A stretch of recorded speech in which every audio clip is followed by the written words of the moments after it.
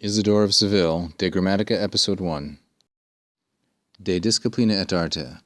Disciplina ad discendo nomen accepit, unde et scientia dici potest.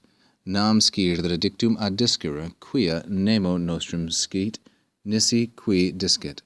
Aliter dicta disciplina, quia discitur plena. Ars vero dicta est, quod artis praeceptis regulisque consistat. Alii dicunt agrecis hoc tractum esse, vocabulum apa tes arates. Id est a virtute quam scientiam vocaverunt. Isidore of Seville, or Isidorus Hispalensis, from Spain, lived from approximately 560 to 636 A.D. And here he's going to teach us De Disciplina et Arte, concerning disciplina, the task of learning, and skill. You see, I'm deliberately declining to translate this as discipline because the English word does not bear all the connotations that disciplina does in Latin.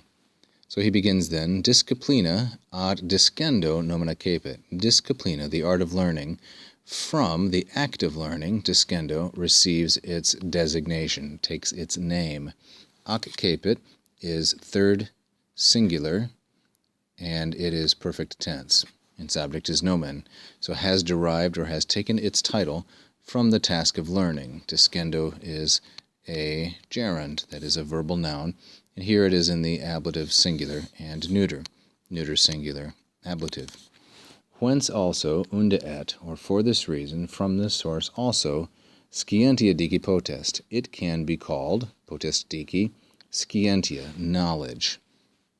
Dici here is a present passive infinitive, third conjugation verb, dico, dicere.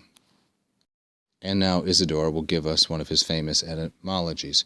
For, he says, to know something has been named from discere, the act of learning. For knowing is named after dictum a, the act of learning, discere. Notice that both scire and discere, as infinitives, are verbal nouns. This is a very important lesson, at least in my experience, in the understanding of Latin, that is, to focus on parts of speech. And infinitives are nouns. Thus, as you can see here, quite clearly, they're being used as subject, and this one as object of a preposition. For knowing has been named after the act of learning, because none of us knows something except the one who has learned it, qui discit, the one who learns. Nostrum, masculine, plural, and genitive, and it is partitive genitive with nemo.